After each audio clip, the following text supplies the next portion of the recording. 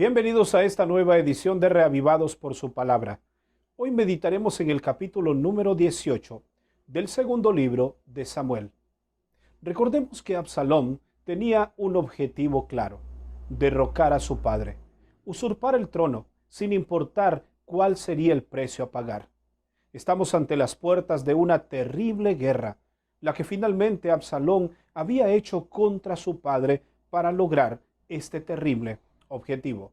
Tomemos nuestra Biblia juntos y descubramos cuáles son las lecciones que nos deja el capítulo de este día. Notemos lo que registran los versículos 1 al 4. David pasó revista a su tropa y puso sobre ellos jefes de 1000 y de 100.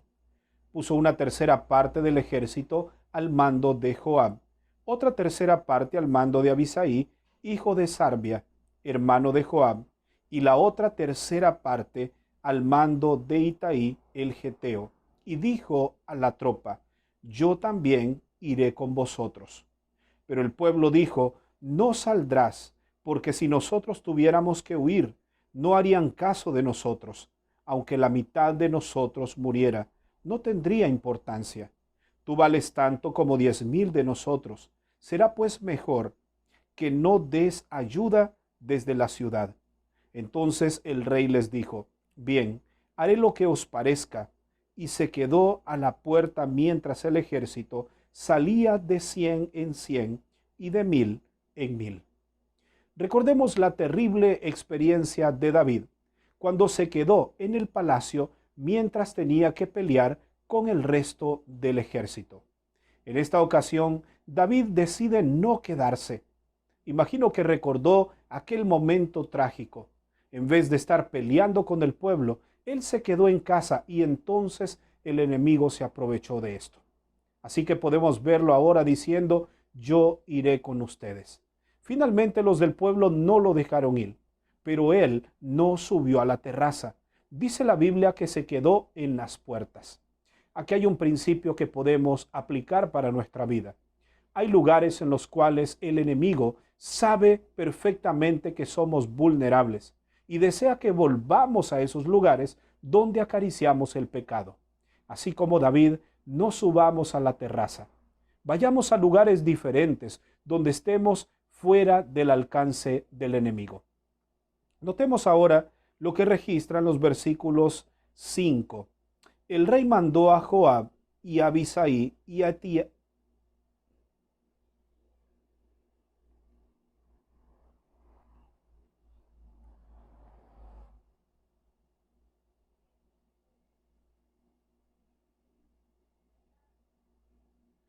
Notemos ahora lo que registra el versículo 5. Y el rey mandó a Joab, a Abisai y a Itaí: tratad benignamente por amor a mí al joven Absalón. Recordemos que Absalón representaba amenazas, angustias y muertes para David. Sin embargo, a pesar de que su hijo representaba todas estas cosas negativas, David dice: traten con misericordia a Absalón, mi hijo. El rey estaba tratando con misericordia a aquel que le había fallado. ¿No es lo mismo que hace Dios con nosotros? ¿Cuántas veces le hemos fallado? ¿Cuántas veces le hemos dado la espalda? Y aún así, nuestro Padre, el Rey, sigue tratándonos con misericordia. Alabado sea el nombre de Dios por eso, porque su amor es tan grande que a pesar de nuestros errores, nos ama y nos perdona. Notemos ahora lo que registran los versículos 6 al 14. Aquí es donde la batalla arrecia. Absalón finalmente trata de hacer sus últimos intentos para derrocar a su propio padre. Sin embargo, algo ocurre en el camino. Notemos lo que registra el verso 9. Absalón se encontró con los siervos de David. Iba sobre un mulo y el mulo entró debajo de una encina grande y espesa.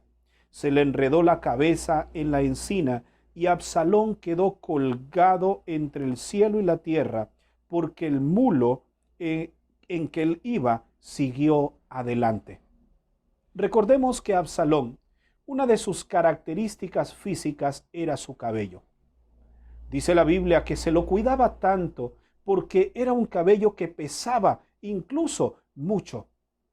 Esto significa que Absalón de alguna manera era un hombre un poco vanidoso.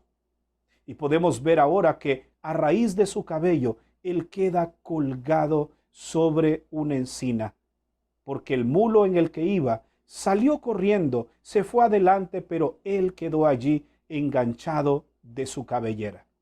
Prácticamente la vanidad lo había llevado a la misma muerte.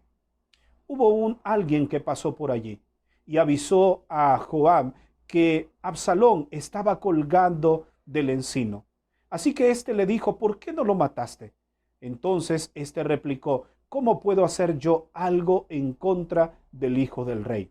Notemos cuál fue la respuesta. Joab respondió, verso 14: no perderé tiempo contigo.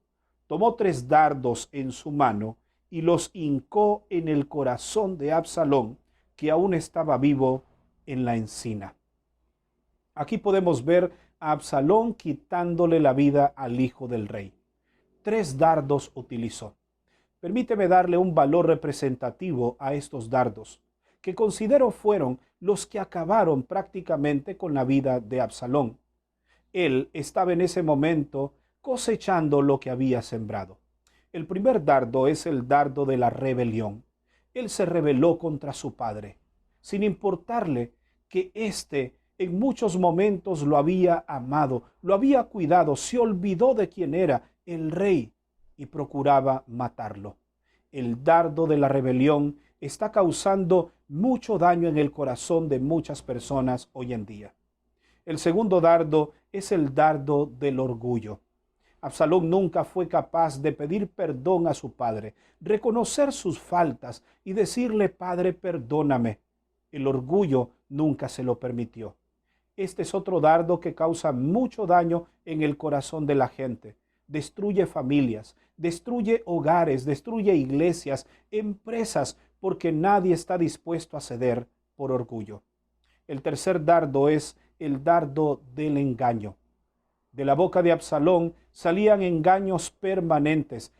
La Biblia dice que de esta manera Absalón robaba el corazón del pueblo.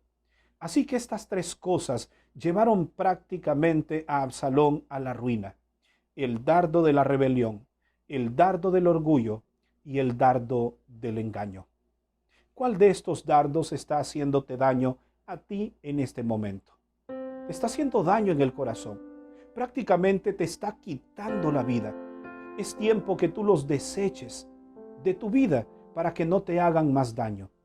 Recordemos que Absalón, según la Biblia, quedó colgado de su cabellera de una rama. Sabes, yo un tiempo utilicé el cabello largo y recuerdo que mi madre me decía constantemente: hijo, córtate el cabello. Mas yo no quería, no le hacía caso. Puedo pensar que en algún momento a Absalón alguien también le sugirió cortar su cabello, mas él no quiso. Hoy tú y yo debemos cortar todas aquellas cosas que pueden causarnos daño en el futuro. Recuerda que lo que hoy estamos sembrando, eso mismo cosecharemos. Evitemos entonces que nuestra vida termine como la vida de Absalón. Pidámosle a Dios en oración que nos ayude a ser hijos obedientes, que no tengamos rebelión, engaño, que no tengamos orgullo en nuestro corazón, que al contrario podamos quitar de nosotros todo aquello que nos aleja de nuestro Padre, de nuestro Rey. Oremos.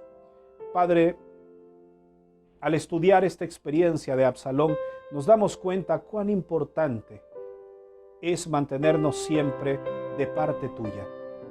Siendo tus enemigos, finalmente seremos derrotados.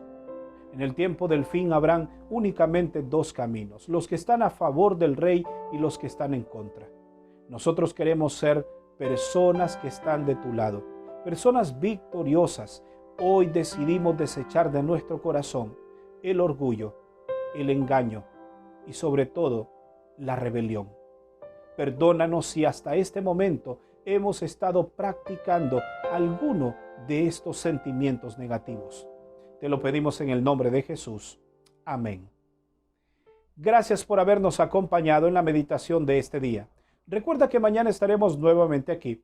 para una edición más de Reavivados por su palabra. Que Dios te bendiga.